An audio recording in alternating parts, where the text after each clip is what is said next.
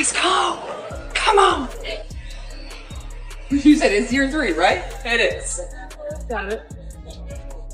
Yeah, let me have you turn a little to your right. Okay, yep, no ball on your hip. There you go. Thank you. Awesome. Are you kind of silent, yell, or something like that?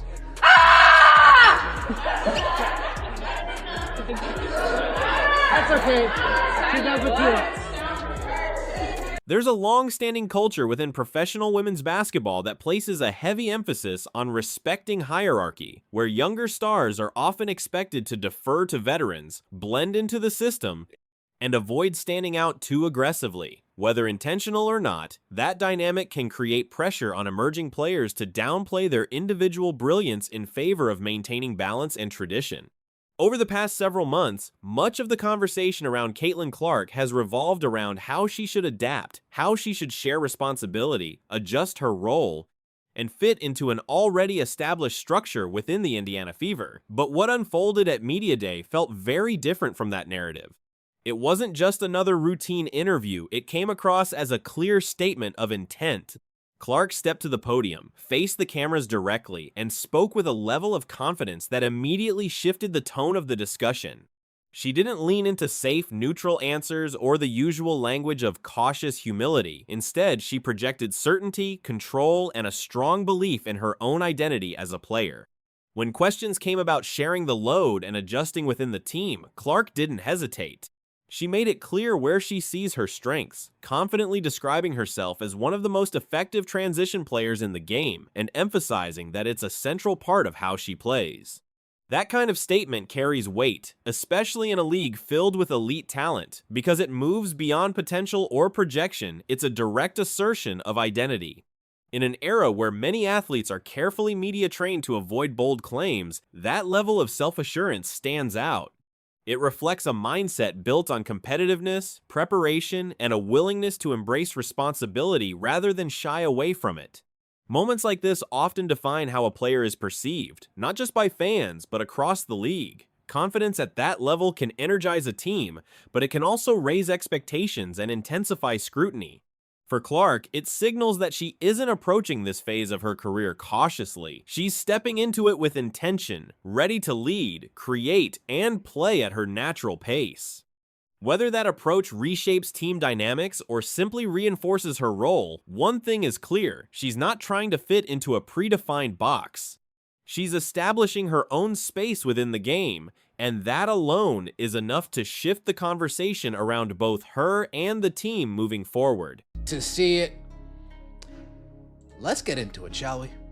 What do you got for us, Caitlin? I've heard anything I've said. No. Steph has talked about creating depth in the backcourt, especially with your injuries last year, Kelsey going until the wheels fell off. What do you think about having Ty and Raven kind of backing up in the backcourt? She also talked about kind of you playing off the ball a little bit, with a little bit of court rest. When you listen closely to the conviction in her voice during that response, you're hearing a player who deeply understands the geometry and timing of the open court. Caitlin Clark made it clear that once she secures a live defensive rebound, her instinct is to immediately push the pace and take control as the primary ball handler. That's the moment where her game shifts. She's no longer just organizing the offense, she's actively putting the defense under pressure before it even has time to react.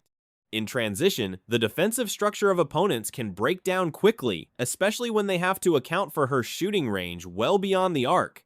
That urgency forces defenders to extend outward, and in doing so, it naturally opens space inside the floor. Those gaps create opportunities for teammates to attack, cut, and run lanes more freely, which can make a fast-paced system highly effective when executed properly. For players on the Indiana Fever roster, particularly those who thrive in motion, that kind of tempo can lead to easier scoring chances and a more fluid offensive rhythm. Players like Monique Billings and Lexi Hull can benefit from this style by focusing on timing, spacing, and running the floor with purpose, allowing Clark's vision and passing ability to create high-quality looks. There were glimpses of that dynamic last season, but the indication now is that it could become a more consistent and intentional part of the offense. At the same time, this approach brings up an important tactical discussion: how often Clark should operate off the ball. During the press conference, she acknowledged the physical demands of bringing the ball up the court against constant pressure and recognized that having secondary ball handlers like Raven Johnson or Tyasha Harris initiate sets at times could help manage that load over a long season. On paper, that's a reasonable adjustment, especially in a physically demanding league. However, the effectiveness of that strategy depends heavily on execution. It places a spotlight on Stephanie White and how she balances rest, rhythm, and control within the offense. The key question isn't whether Clark can play off the ball, it's how often, in what situations, and whether those moments enhance or disrupt the team's overall flow. If used strategically, it can add versatility. If overused or poorly timed, it risks taking the ball out of the hands of the team's primary playmaker during critical stretches. That balance will likely become one of the most closely watched aspects of the Fever season. Professional coaching. Obviously, I'm going to go out there and compete as hard as I can, but that's not what we need to do. And yeah, I think a little bit of off-the-ball stuff. Like, I think mostly on dead balls. Like, I think I'm the best transition player in the league. That's where I thrive. Everybody knows that's my game. So, getting the ball off of rebound or in transition, like that's probably when I'm going to be the primary ball handler more than anything. The real concern for serious tactical observers centers on what happens after Caitlin Clark gives up the ball, because that's where offensive identity is either reinforced or completely lost.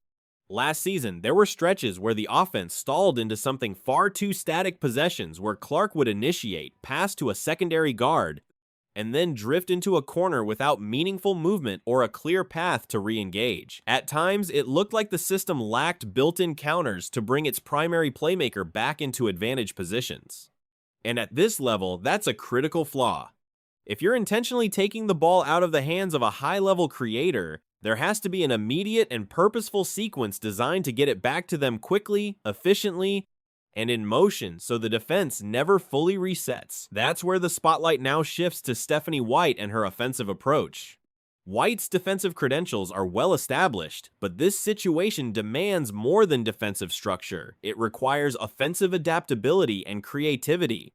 Coaching a physical, defense-oriented team is one challenge. Building a dynamic system around a player who thrives on pace, spacing, and rapid decision-making is another entirely. The key question isn't whether Clark can play off the ball, it's what the team actually does in those moments. When someone like Raven Johnson or another guard initiates the set, what are the next actions? Are there layered screening sequences to free Clark on the weak side? Are there pin downs, staggered screens, or quick hitting actions that get her the ball on the move instead of standing still? Is the offense designed to create continuous motion, forcing the defense into rotations, or does it settle into predictable half-court structure? This is where execution becomes everything. Players like Aaliyah Boston can play a huge role through physical screens and positioning, while others must contribute through timing and spacing. The goal isn't just to involve Clark, it's to keep her active within the flow of the offense, so her presence continues to bend the defense, even when she doesn't start the possession with the ball.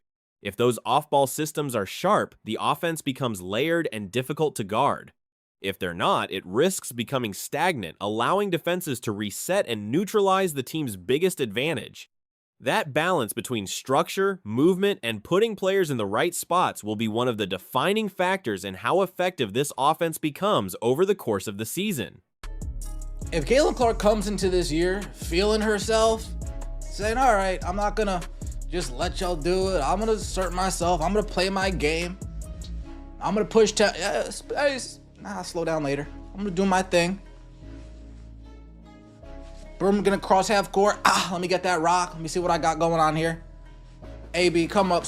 If Caitlin Clark steps into this season fully confident, fully assertive, and unwilling to let any traditional hierarchy dictate how she plays, then every team facing the Indiana Fever is going to have a serious problem on their hands.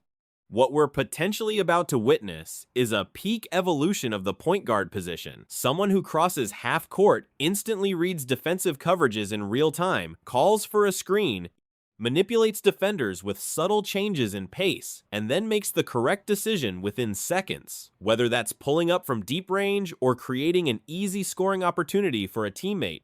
That's the reality of Clark's game at its highest level. She doesn't just participate in the offense, she drives it entirely. Her presence alone shifts spacing, forces defensive adjustments, and creates opportunities that wouldn't otherwise exist. And when a player operates like that, trying to contain them within a rigid, overly controlled system can sometimes do more harm than good.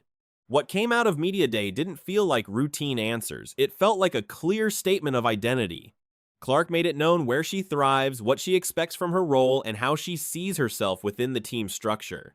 That kind of clarity matters, especially heading into a season where expectations are rising. At this point, much of the focus shifts to Stephanie White and how she chooses to build around that. The roster has pieces, shooters who can space the floor, players who can set strong screens, defenders who can anchor the other end, but the effectiveness of all of it depends on how well those pieces are connected within a system that maximizes strengths rather than limits them. That's why this season will be watched so closely. It's not just about results, it's about process. How the offense flows in half-court situations, how often Clark is involved in actions off the ball, how quickly the team adapts to different defensive looks, those details will matter.